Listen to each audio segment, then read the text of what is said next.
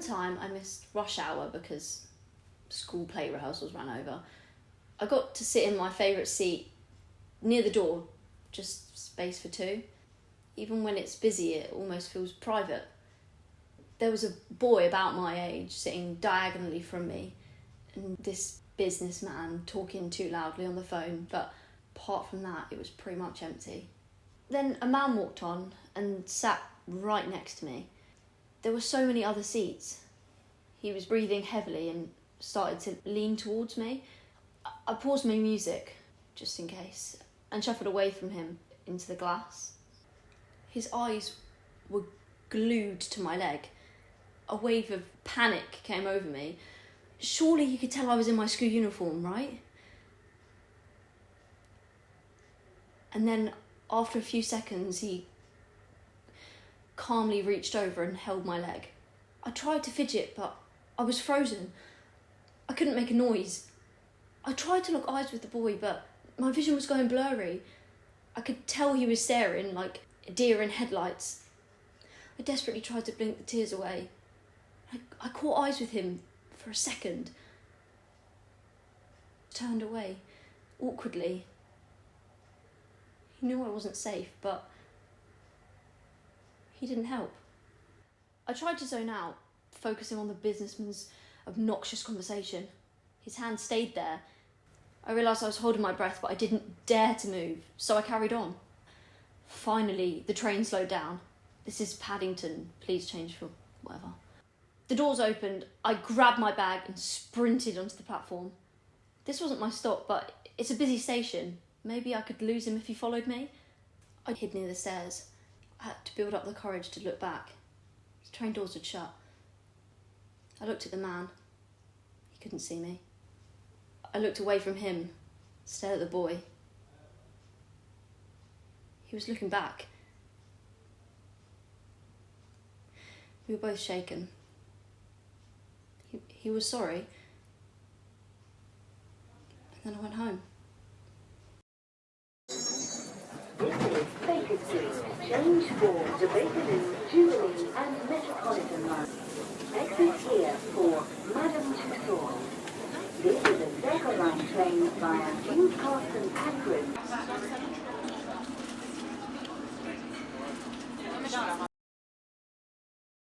We were together for 2 years. Well, almost. Year and 10 and a bit months. He was really sweet, treating me well. I think we got together because it made sense. It was the summer after GCSEs. All our friends were getting boyfriends and girlfriends, and we got swept up in it. We didn't even go on a date, just spent lots of the summer together in our friend group. We thought we were the cast of Skins, getting pissed up in the park until 1 a.m. and having to climb over the locked gate to get out. Our flirting sort of died down when A-levels started, but I was so close to getting a boyfriend, so I kept messaging him. Even pretended that I've watched all the Harry Potter films, just so we had something to talk about. We sort of just became a thing. I liked that. It was just no stress, just George and Joe. It took me about 3 months to come clean about the Harry Potter lie. We spent the whole of Christmas watching all 8 films. We were still nervous around each other. That was the best time. But then we got comfy, and we stayed comfy. We go to the pub, meet our mates, go back to yours, and repeat. We never really went on dates. We always said we had too much revision to do. And suddenly we were talking about uni. I was thinking of maybe doing English Lit or sociology, something like that. I never really wanted to go. I'm glad I didn't. You were set on doing engineering at Bristol. There was never any doubt you'd do it. You needed 3 A's, so when you got 2 A's and an A star, I bought you a celebratory 11 a.m. pint at Spoons on results day. We spent the rest of the summer out at Spoons, above Baker Street Station. We hadn't really changed from drinking tinnies in the park, just this time we had ID. And on the last night in the pub before you went to uni, I knew it was coming. Well, I knew we'd have to talk. You were leaving on Sunday. I felt nervous, just like we used to, but this time it was awkward. We both knew something would have to change. So we left the pub early, walked the 30-second journey from Spoons to the platform. The conversation was alright, really. Called it a break at first. Said we'd meet each other when we could. But we both knew that would never happen. We're going too far apart. We hardly spent any time together, just us. It was awkward without friends there. Wasn't the best recipe for a long-term relationship. I hope he's doing okay at uni. We still text here and there. When there's some drama from our old friend group, or Kanye says another insane thing. I'm grateful it was him.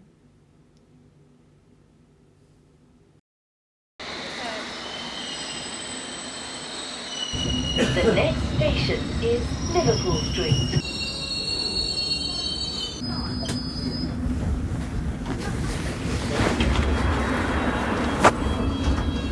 This is Liverpool Street. Mind the gap between a train and a platform. The smell of tulips always reminds me of Max. We've been best pals since we were 4. Still going strong. He used to live a few doors down, and every Sunday we'd go to the park whilst our mums had their weekly catch-up. I've not got any siblings, so having Max there was great. Been inseparable ever since. Mum's a florist back in Edinburgh.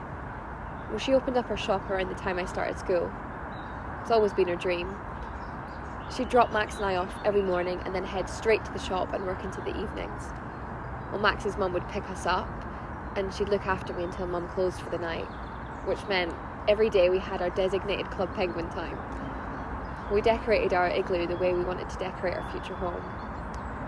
We always planned to live together. He was always the only person I could be me around. We'd spend the entire summer at the shop. We used to paint pictures for Mum to put up in the windows and make leaflets to promote the business. Or we'd fit ourselves in with all the other people flyering in the old town, except they were flyering for fringe shows, not florist shops. Max loved tulips. Every Easter he'd pick out his favourites, get Mum to help arrange them and then take them home. We've continued this tradition in our new flat. We're in London now, sharing a small apartment near the river. He's working as an actor and a drama teacher when he's in between jobs. And I'm a trainee financial advisor working near Liverpool Street. It's a good job, but it is boring.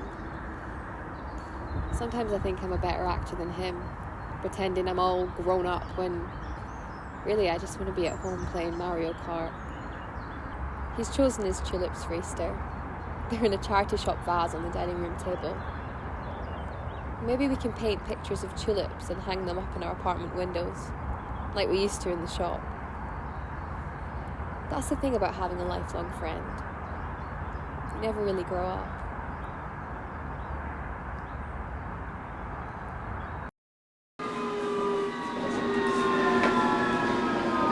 Okay, Grandad, well, I'll speak to you later.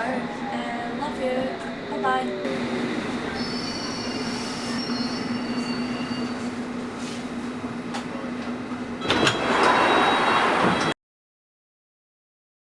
The 5th of April, my granddad's birthday. He would have been 86 today.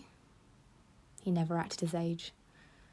Mum would get so frustrated because she always thought she was more grown up than he was, even when she was just a teenager. He used to say his idol was Dennis the Menace and would spend his time recreating his pranks just to get us grandkids in trouble. Don't encourage him, we'd hear. He'd be sitting in the corner, giggling away to himself and planning his next move. I grew up in Brighton with my parents, my brother Tom and Basil the Black Lab. Grandad, Grandma and Benson the Beagle lived just a few roads away. We were so close growing up. Me and Grandad would walk the dogs on the beach every Sunday. Each morning, Mum would drop Basil round because she didn't want him on his own. So every day after school, I went round and picked him up and saw them. Every year, we kept up Grandad's long-lasting birthday tradition. We'd go for a fancy meal in London. We never did this, so it was really special.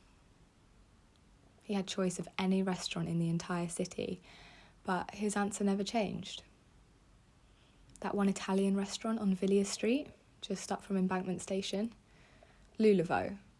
Lulevo. I think that's how we agreed to pronounce it in the end. We'd sit around the same table, in the same order, and order the same things, apart from my brother, who would be veggie or even vegan, depending on how much he cared about climate change that year. We'd all dress really smart. Grandad would wear his bow tie and his pocket square as if he was going to the opera, when really he was just about to tuck into his favourite bolognese. In 2017, Grandma passed away. She died in November. I'd never seen my granddad struggle until then. He lost his spark. He moved into Tom's room while he was at uni for a little bit, and he stayed with us through Christmas. Every Sunday we still took the dogs down to the beach.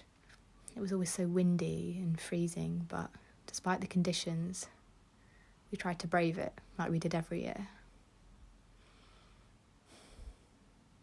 Usually we'd giggle our way through the route, trying to not get blown over, but this year it was different. He wasn't having fun. He wasn't himself. Christmas came and went. Slowly the grieving faded and we returned to normal. We'd visit Grandma's grave a few times a month after school, but Grandad went most days, just to sit with her and talk about his day.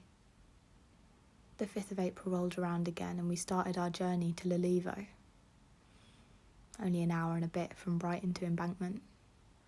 Our group felt noticeably smaller, even though there was only one person missing. We sat down, started ordering the same as always. Then Grandad got the tortellini. That's what Grandma got every year. He looked like he enjoyed that tortellini more than he has ever enjoyed his bolognese. This will be the first year without him. I'll be ordering the bolognese this time.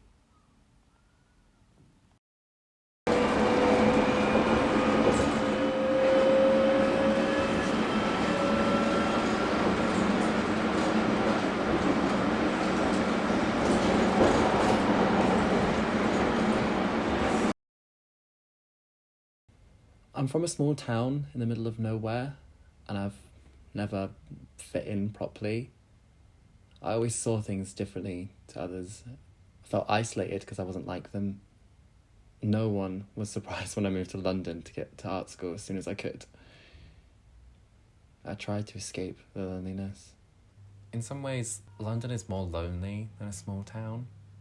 Everyone stares at their phones, engulfed in whatever's happening on Twitter, what direction they're going, when their next train is. I notice it most on the underground. Everyone's got their AirPods in, no one makes eye contact. Everyone is too busy on their own journeys, focused on getting from A to B. I remember the first time I saw a homeless person on the tube. He got on at South Kensington and stood facing the seats. He explained his situation to anyone that would listen, hoping for help. Stood for a few seconds of silence, then walked to the next section of the carriage and tried again. I was 18 and I just moved here. When he approached my section of the carriage, people around me shuffled their feet, stared at their phones. Some subtly held their bags tighter. It was as if everyone shunned him after just one glance. I didn't know what to do, so I just followed along. I stared at the floor. He begged, reciting exactly what he said to each group of passengers. You could hear the lack of hope in his voice. I could have checked if I had any money, but Dad would say that homeless people would spend it on drugs or alcohol. So I froze. And it's always better to donate to a homeless charity, right? The silence was Agonising. Finally, he stumbled to the next commuters, ready to recite his speech again. People only looked in his direction once he'd passed. I remember their faces. They were guilty. I guess it's easier to let a few uncomfortable minutes pass by than to truly listen to someone in need. You know, the guilt I felt for that was horrible. And I could see the same guilt around me. In that moment, I realised I was truly never isolated. This man was lonely. And that's what it must feel like. London is a lonely place. You could be surrounded by 5 million people and still be invisible. And I'll probably see another homeless person beg for help on my commute this week. We will all be silent.